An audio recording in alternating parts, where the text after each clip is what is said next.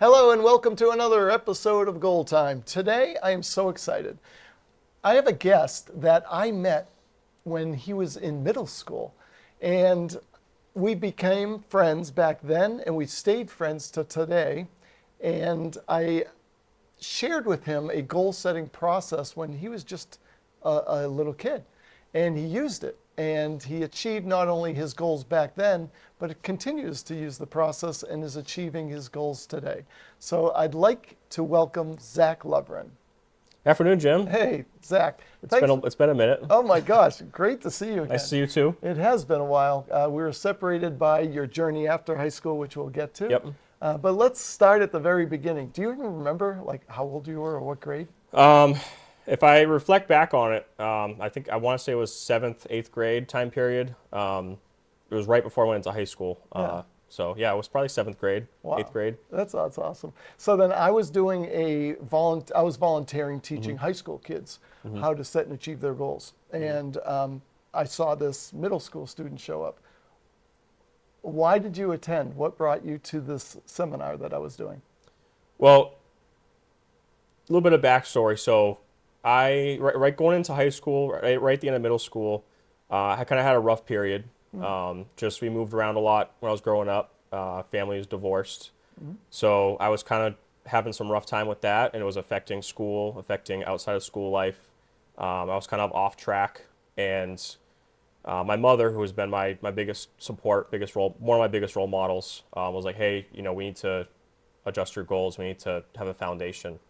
And she had mentioned, talking to you, and I was all for it. And remember, we sat down, and I just wanted to have some kind of direction in my crazy life that I was having it in 7th grade. Yeah, So at the time, Suzanne was a neighbor of mine. Yes. And she's Yep. an amazing person, amazing mom, obviously. Yep. I can't say that, I can't seem to believe that you were like, oh, I can't wait.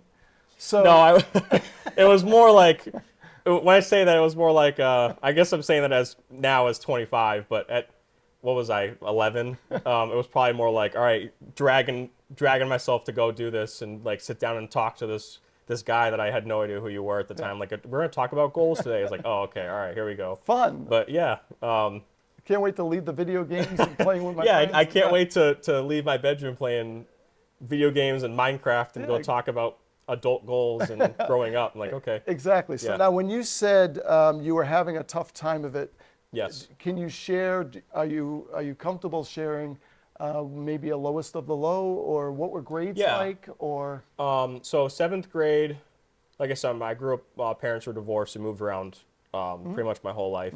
We kind of got settled in Groton, but it was tough at the middle school age, like, because we moved around all through elementary school and then getting established in middle school.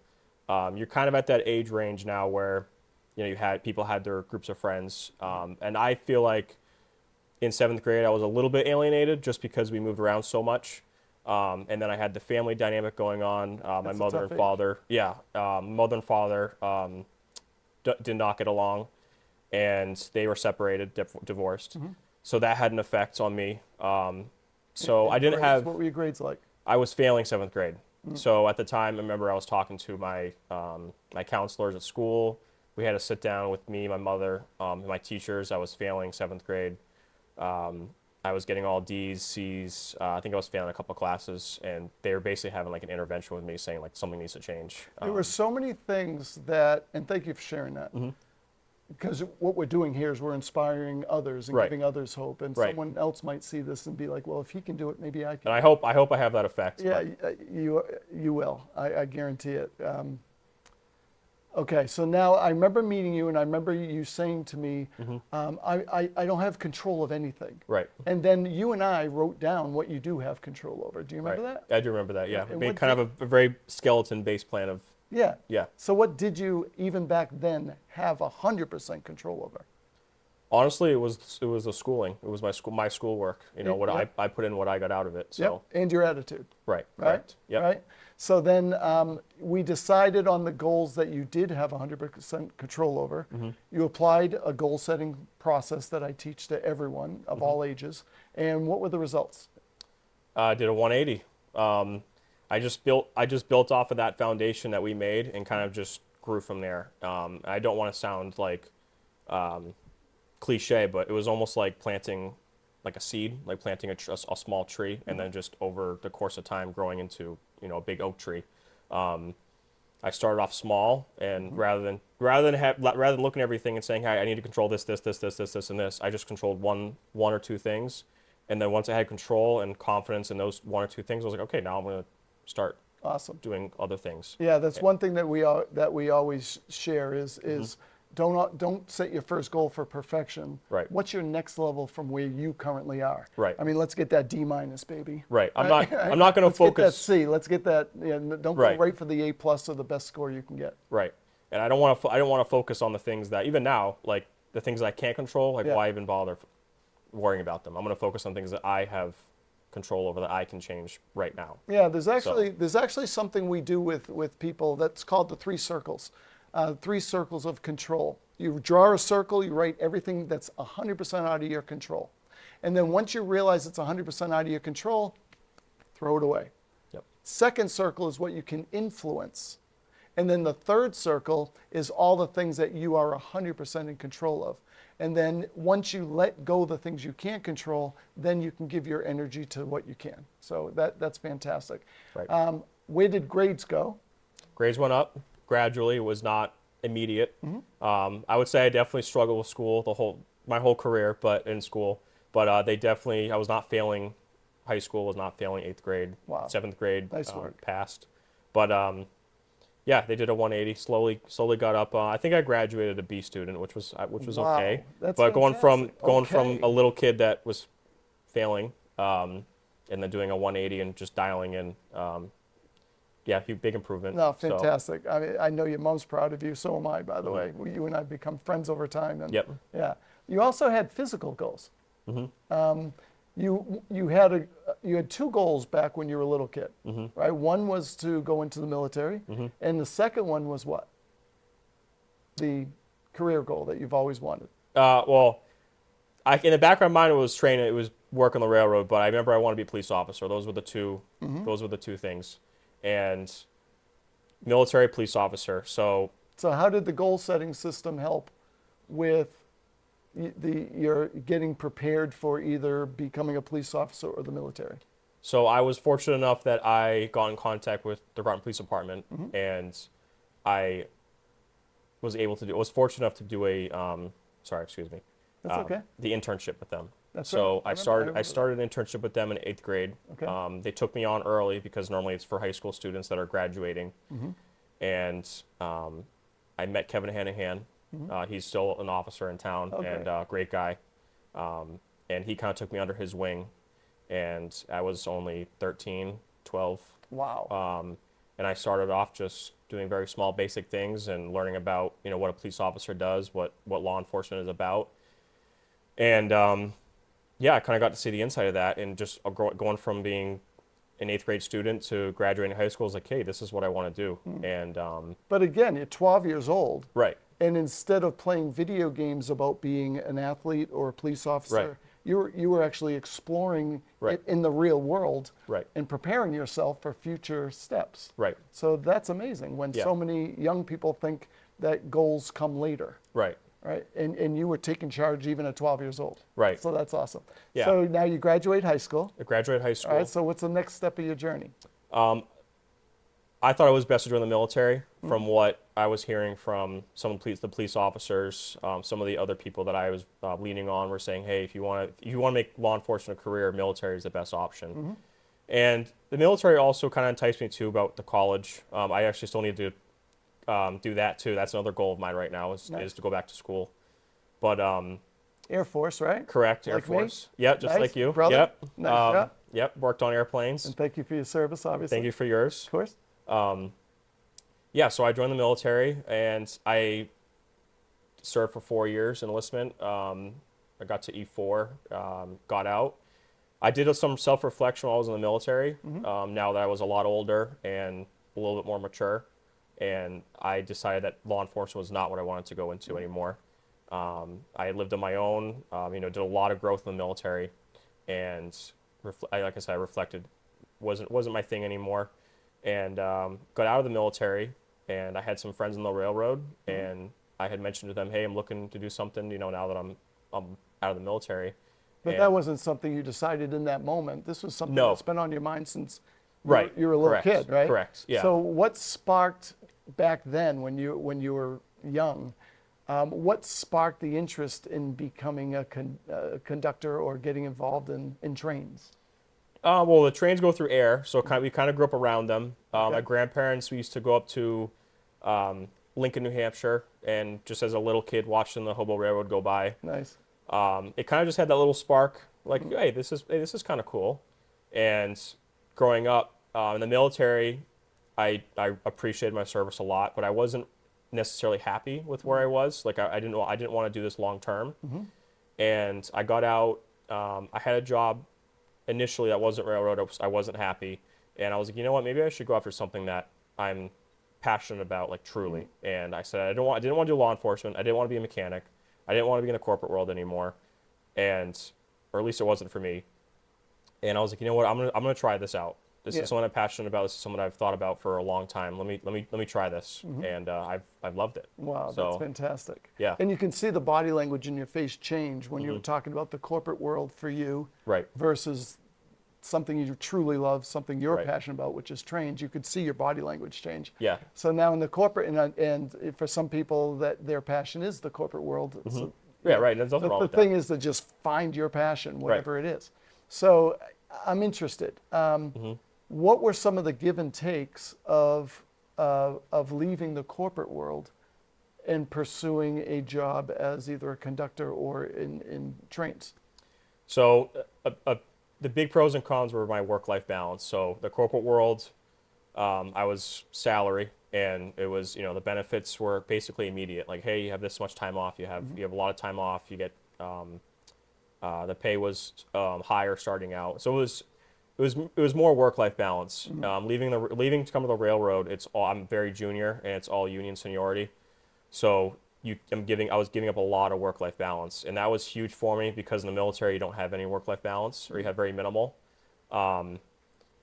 And so going from the military to my corporate job that I had and getting that freedom was like, okay, I kind of have control of my life right now. I have free time. I have paid time off. I have all this stuff going on. I have, vacation time. And then making that jump to the military was like, okay, I'm passionate about, not the military, to the railroad, excuse me. I'm passionate about this, and it's something that I've always been interested in, but I'm going to have to give up initially, kind of go back to a military-esque schedule. And Makes sense. what I was willing to make that sacrifice again in order to chase something that I was passionate about and something I really wanted to do. So I think there's definitely a message that you can share with everyone here, because you played both sides. You were in a corporate gig that perhaps paid more, had more steady benefits, perhaps more safe, but you didn't like it. Right. And then you had your train experience, which you were super excited about, super passionate about, and you loved it. Yep. What's the message you want to give to other people watching the show when it comes to choosing a career and a vocation? I would say if you're going to choose something, go after something that you yourself are truly passionate about. Not what, and again, this is going to sound really cliche, but not what your parents want you to do, not what your grandparents want you to do, not what your best friend is doing, and you're like, oh, my friend's going to school for nursing, or my friend's going to school for business. Like, I'll figure I'll go to school. Like, it's going to work out. Like, do what you truly want to do. And I know that takes a lot of time. It took me, I'm 25. It took me, I joined the railroad when I was 23. It took me 23 years. Going through all high school, going through middle school, I want to be a police officer. And I did a complete 180, and now I'm working for the railroad. So if you had told me in sophomore year of high school that, hey, you're going to be a train engineer when you're 25, I was would have told you you're crazy. I would have said, no, I'm going to be a state trooper. I'm going to be a wild resource officer. I'm going to be a Groton police officer. I'm going to be Boston police, whatever. Right. I think you were thinking special forces at one point. Yeah, I was a little crazy, but I was a little off the rocker a little bit with that. I was like, oh, this is so cool. And then I grew up a little bit and was like, okay, maybe this is not what I want to do. Well, the world needs those people, but it does take someone very special with a unique mindset to dedicate and commit themselves to that type of a vocation or a job or a calling, a purpose. So thank you for sharing that, because you do spend more time at work than you do with your family, doing your hobbies, in your home. You spend more time, more hours during your lifetime at work than outside of work. So you better choose something that you truly love to do and you want to go to every day. So great lesson. Thank you for sharing that. Yeah, absolutely. So what is the next goals for your career? So right now, I went from being an assistant conductor. I made the jump. I was never a conductor, and I went right to being a train engineer. And that was purely because of my military background and my support network at work and my friends and my family. And I was able to make that jump and prove myself. But I think my next steps are going to be I want to go back to school now that I kind of have a footing at work and kind of realize, hey, this is where I'm going to be now that I'm out of the military. So I would like to go back to school, get my bachelor's degree, and hopefully grow within the railroad. I don't want to just limit myself to being a train engineer. Like I want to grow into this role and learn as much as I can about being a train engineer. I mean, I've only been doing this since right around Valentine's Day of 2025, so this year. Wow! Congratulations. Thank you. And but there's a lot of other roles above here, so I don't want to limit myself. I like where I am, but there's roles such as being like a road foreman. There's roles within the union. There's other roles, union company, whatever avenue I decide to go, or stay in this role. Sure. But I would like to explore other things eventually. Yeah, So, excellent, excellent. Well, I will tell you that what's more important than getting a job is your ability to reflect and to pause and think about where you are, right. what your options are, and then explore each one of those. Everything I'm hearing about you, Zach, is that you are now in control. Correct. Yep. Which is so satisfying and fulfilling for me as well, because when I met you, you were the kid who thought you had zero control, and look at you now. Right. What are some other goals that you're going after in your life outside of career? Two big ones. Well, one small, but another big one. Big goal right now is I'm trying to find a first house / condo. So the market's pretty crazy right now. It is. So I'm trying to save up money. I'm trying to work hard towards hopefully buying a small house in southern New Hampshire somewhere. Successful in school, successful as an intern for the police department at 12 years old, successful in the military, successful in the railroad industry. I mean, congratulations. Thank you. It was a lot, achieved a lot, but I think I want to drill home for everybody that I definitely did not do this on my own. I think that's very important for your goals too, is you want to rely on your support network, and you want to build that support network of people that you can trust. I had my mother, I had Kevin Hennihan, I had Matthew Coyne, who's an engineer at work right now. I had all my leadership through the military, specifically David Humphreys was one of my NCOs. We called him my work dad because he was our NCO, and he took me as an 18-year-old and turned me into my 22-year-old self. I experienced that. Yep. And Angus Phillips. I think all these people. I think it's very important that you rely on certain people that you can trust and to help you with your goals, because you definitely can't do all this alone, and I definitely did not. That's right. So I think that's very important. But excellent. Surround yourself with awesome people. Absolutely. Excellent. And then yourself, Jim, too. Oh, I mean, thank you. That's where it all started. But Yeah. I just want to say thank you and make sure that's put in there. and Well, make sure that means the world to me. Thank you very much. It makes it worthwhile.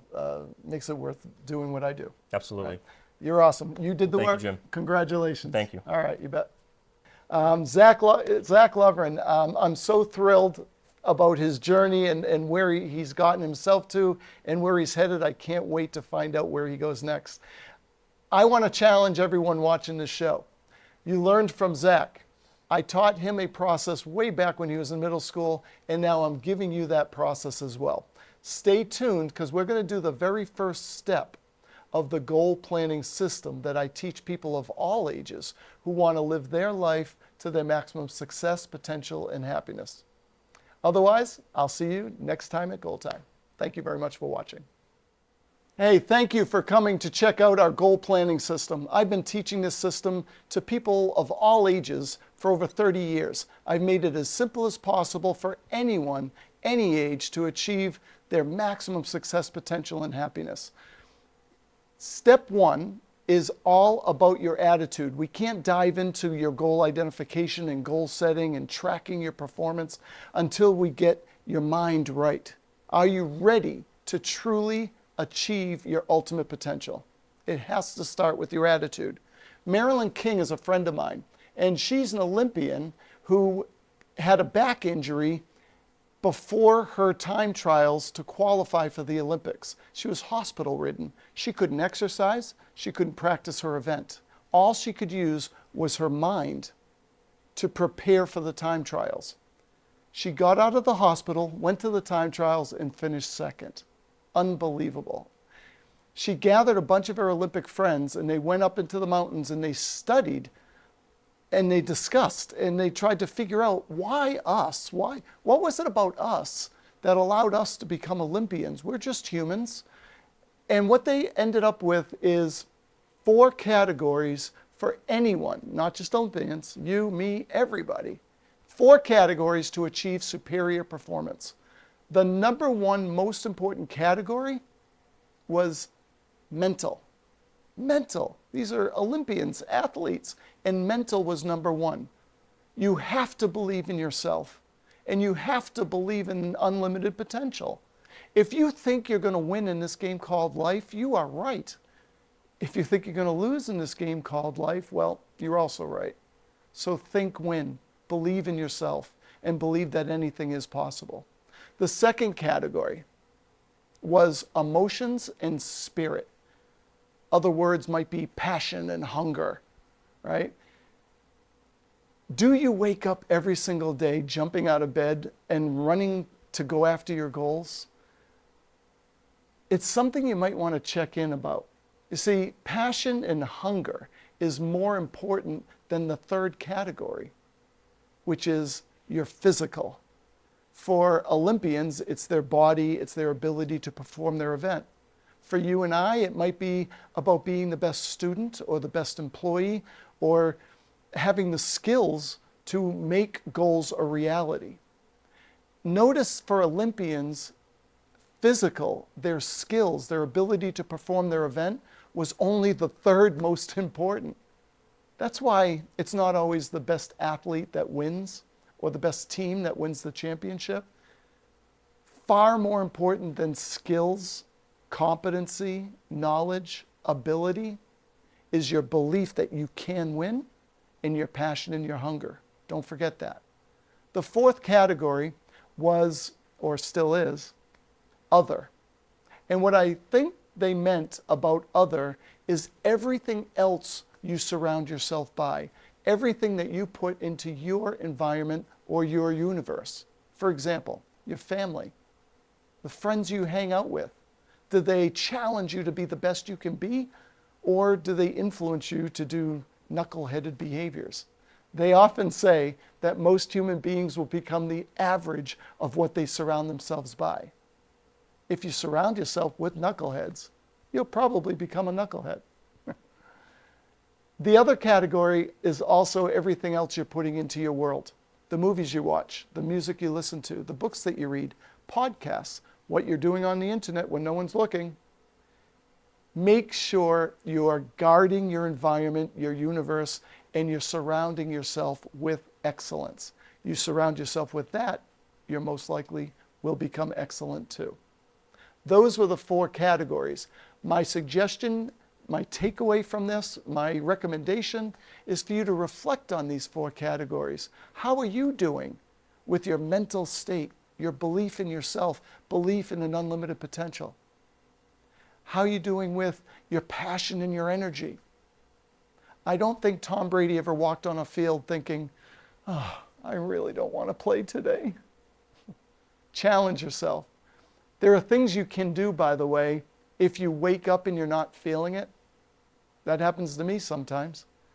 There are processes that you can do to get yourself into the right mental state. For example, I read quotes that get me inspired or motivated. I think about everything I'm super grateful for in my life that already exists and how I'm already achieving a fantastic life. I also think about my future goals. It's not usually the work that gets me to jump out of bed and go to work. It's usually the why am I working? Why am I going to give 100% every single day? It's usually because of the goals you're going after and the life that you desire and that you're pursuing. Hopefully, you're also loving the work you do. That's equally, maybe more important. You have to enjoy the journey as well as the end result. So that's my recommendation. I hope you enjoyed this episode. Reach out to me if you have any questions or comments. I'd love to hear from you, and I'm here to help. Thank you very much, and we'll see you at the next episode of Goal Time with Jim.